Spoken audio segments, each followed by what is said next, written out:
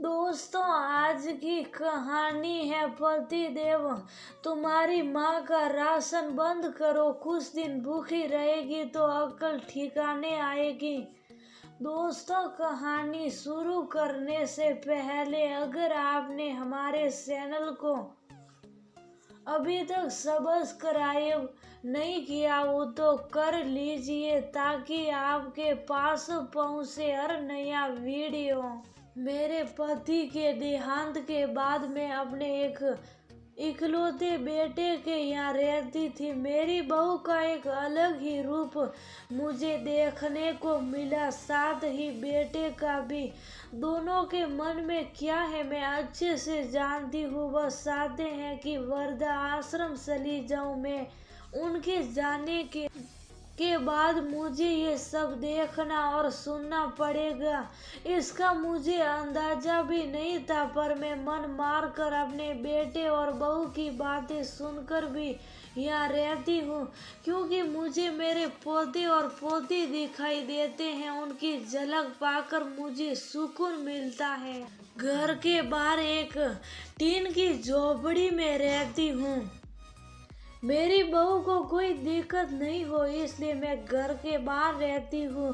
बेटे ने थोड़ी मेहरबानी की है तो ऊपर टीन की चादर लगवा दी है।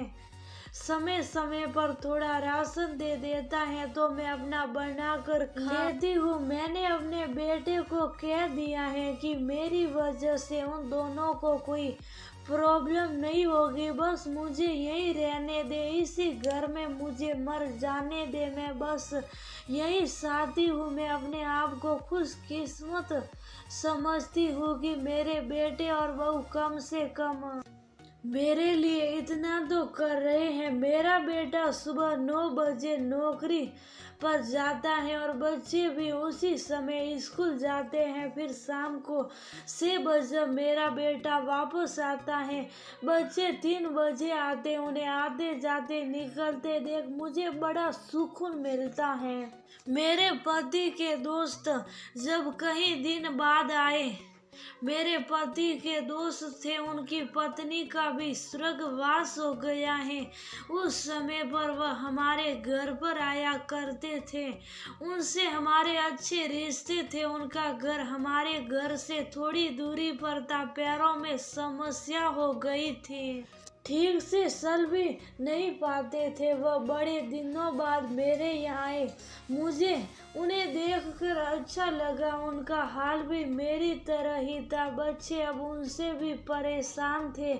आकर मेरे पास अपना दुखड़ा रोते थे और उन दिनों को याद करते थे। बुढ़ापा हम जैसों को बहुत रुलाता है। उनकी पत्नी का स्वर्गवास हो गया था और उन्हें चलने उठने में समस्या थी, इसलिए वो तो अपना खाना भी नहीं खा पाते थे। मेरे पास आए तो मैं समझ गई कि ये इतनी मुसीबत में चलकर पुराने दोस्तों के या चाय और खाने की शाम में ही जाते होंगे। उनकी भी अपनी मजबूरी थी। वह आए तो मैंने उनके लिए खाना बनाया और उन्हें खिलाया। मना कर रहे थे नहीं खाना, लेकिन मुझे पता था कि उनको भूख लगी है। बहू ने खाना नहीं दिया। मेरी बहू ने मुझे और उन्हें खाना खाते देख लिया। वह कुछ भी ना बोली। ऐसे ही वो यहाँ 2-3 बार आए।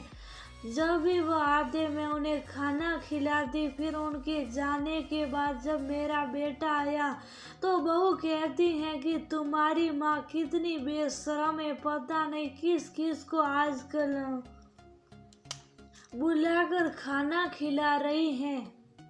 बड़ी मुश्किल से कमाया जाता है और ये लूटने में लगी। इनका राशन बंद करो, कुछ दिन भूखी रहेगी तो अकल ठिकाने आएगी। मैंने कहा कि मैं अपने हिस्से का उन्हें खिलाती हूँ, तुम्हारे पिता के पुराने मित्र हैं। फिर भी बहू का उल्टा सीधा बोलना शुरू घर के बाहर रहकर इनको आज़ादी मिल गई है, पता नहीं क्या क्या करती हैं। बेटा भी बोला कि कुछ दिन भूखा ही रहने दो इन्हें। मुझे मेरे बेटे ने घर के पीछे सीढ़ी के पास ले जाकर बिठा दिया, कहा कि अब यहीं बैठो। मेरे तो अब आंसू भी सूख गए थे। अगले दिन मुझे खाना नहीं मिला। मेरे टीन के उस छोटे से कमरे को बहू ने तोड़ दिया।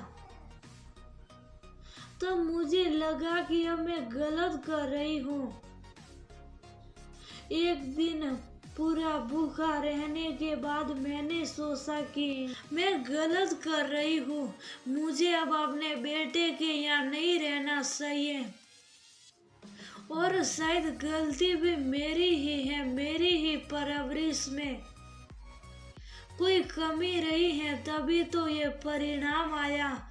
अगली सुबह मैंने अपने बेटे को कहा, मुझे अब वृद्धाश्रम छोड़ा। अब मैं तुम दोनों को ज्यादा परेशान नहीं करना चाहती। बहू ने कहा कि एक दिन भूखी रही तो अकल ठिकाने आ गई ना। बेटे के चेहरे पर भी अजीब सी खुशी थी। जल्दी से तैयार हो गया मुझे छोड़ने के लिए। बहू कह रही थी कि आज की छुट्टी ले लो, यहीं आसपास मत छोड़ाना, कहीं 3 दिन में वापस आ जाए।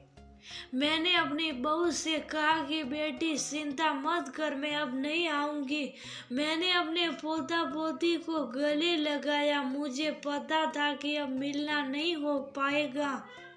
बेटे को भी शादी थी कि एक बार जी भर के गले लगा लूं, लेकिन वह बोला चलो जल्दी करो। मैंने बहू को कहा कि बेटी अपना ध्यान रखना।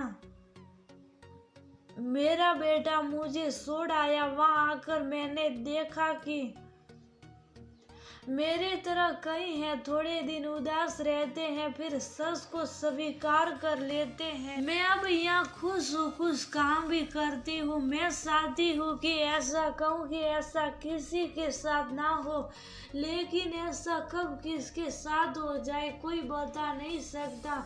लेकिन माँ बाप को ऐसे समय के लिए भी तैयार रहना चाहिए। बस बच्चों को पाल कर बड़ा कर दो, उनसे कुछ उम्मीद मत रखो।